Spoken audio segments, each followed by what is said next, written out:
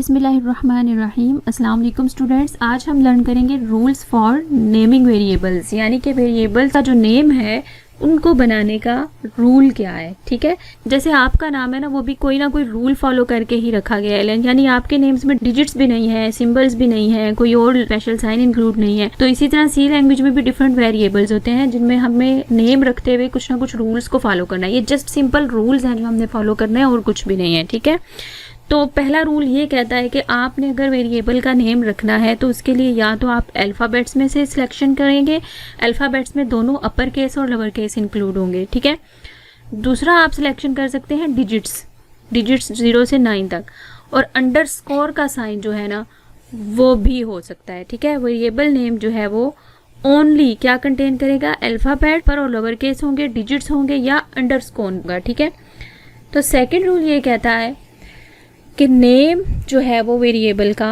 वो कहाँ से स्टार्ट होना चाहिए। ठीक है, must begin with a letter, यानी कि स्टार्टिंग लेटर जो है नेम का वो लेटर्स ही होना चाहिए।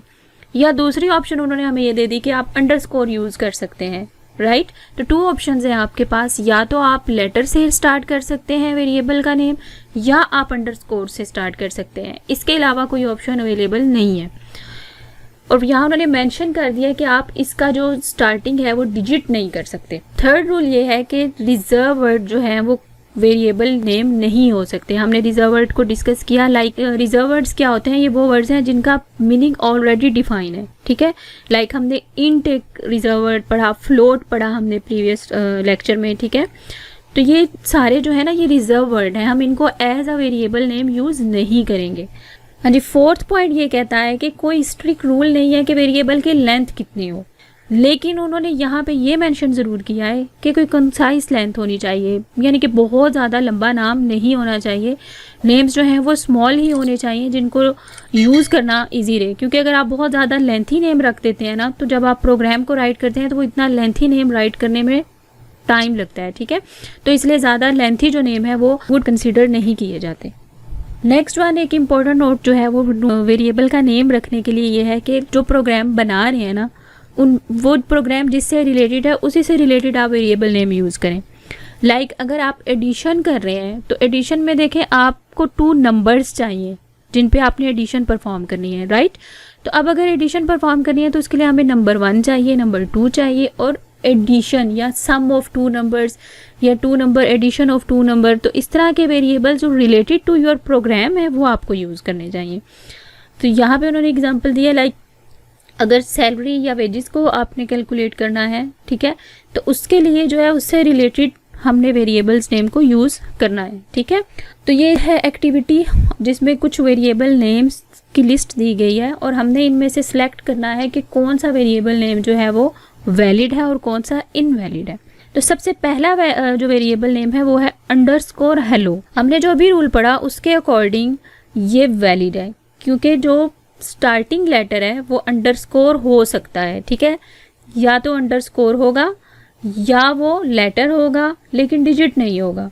तो ये लेटर तो नहीं है लेकिन अंडरस्कोर है और इसमें कोई प्रॉब्लम नहीं है, हम रूल्स को फॉलो कर रहे हैं तो ये वैलिड है। नेक्स्ट वन देखें, 1 है। अब 1 देखें क्या है, ये डिजिट है, तो ये यहीं से पता चल जाता है कि ये इनवैलिड है, ये वैलिड नहीं है क्योंकि ये डिजिट से बिगन हो रहा है। ठीक है, उसके बाद है रोल अंडरस्कोर नम। अब ये देखें यहाँ पे अंडरस्कोर भी यूज़ हो रहा है, स्मॉल लेटर्स भी है और कैपिटल लेटर भी है।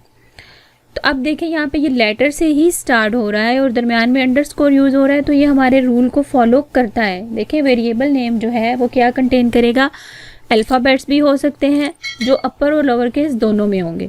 अब यहाँ पे जो है वो अपर केस यूज़ किया गया है जो कि रूल हमें अलाउ कर रहा है। ठीक है, इसके अलावा डिजिट्स भी हो सकते हैं और अंडरस्कोर का साइन भी हो सकता है, ये वेरिएबल नेम्स के अंदर यूज़ कर सकते हैं हम। तो यहाँ पे देखें अंडरस्कोर का साइन यूज़ हो रहा है, अपर केस भी है, लोअर केस भी है, तो ये ये नेम जो है वैलिड नेम है। ठीक है, उसके बाद है एयर 2 3 ब्लू। तो एयर 2 3 ब्लू में देखें this is the combination of digits, alphabets, upper case, lower case. ठीक है, तो यहाँ पे देखें हमें ये रूल बता रहा है कि आप अपर केस भी यूज़ कर सकते हैं, लोअर केस भी यूज़ कर सकते हैं, अंडरस्कोर भी यूज़ कर सकते हैं और डिजिट्स भी यूज़ कर सकते हैं। डिजिट्स की जो रिस्ट्रिक्शन है वो कहाँ पे है कि स्टार्ट में यूज़ नहीं करना, लेकिन हम दरमियान में यूज़ कर सकते हैं। सो this is valid. Next is float. देखिए फ्लोट हमने प्रीवियस लेक्चर में भी डाटा टाइप जब हमने लर्न की थी तो उनमें हमने ये कीवर्ड यूज़ किया था जो कि रियल नंबर के लिए यूज़ होते हैं, रियल टाइप डाटा के लिए। तो फ्लोट जो है ये रिजर्व वर्ड है जिसका मीनिंग ऑलरेडी डिफाइन कर दिया गया है, हम इसको यूज़ नहीं कर सकते, ये ऑलरेडी डेवलपर्स हैं उन्होंने यूज़ कर लिया है, राइट। तो this is invalid. Next one is case. Students case जो है ये भी रिजर्व वर्ड है, जब हमने सिलेक्शन वाले प्रोग्राम्स करने होंगे तो वहाँ पे ये यूज़ होगा, ठीक है। जब आपके पास ऑप्शंस हैं कि कौन सी सिलेक्ट करनी है वहाँ पे ये केस का कीवर्ड यूज़ होता है। सो हमने अभी देखा कि reserve word as a variable name use नहीं कर सकते, so this is invalid. Okay, next है डॉलर कार। तो डॉलर कार में देखें हम डॉलर से स्टार्टिंग नहीं कर सकते। वेरिएबल नेम पे तो रिस्ट्रिक्शन है कि या वो लेटर होना चाहिए या वो अंडरस्कोर होना चाहिए, तो हम इसको भी यूज़ नहीं कर सकते, इसलिए ये भी इनवैलिड है। अगर नेम को देखें तो नेम वैलिड है क्योंकि इसमें जस्ट उन्होंने करैक्टर्स को यूज़ किया है। नेक्स्ट है इक्वल कलर। तो इक्वल कलर में भी देखें इक्वल से स्टार्ट हो रहा है, तो इक्वल का साइन हम यूज़ नहीं कर सकते बिकॉज हमें सिर्फ 2 ऑप्शन है हमारे पास, या तो वेरिएबल नेम लेटर होना चाहिए या अंडरस्कोर होना चाहिए। And next one is float. Float is also invalid क्योंकि ये भी क्या है, ये एक रिजर्व वर्ड है। ओके, होप सो स्टूडेंट्स आपको आज का लेक्चर क्लियर हो गया होगा। नेक्स्ट लेक्चर तक के लिए अल्लाह हाफिज़।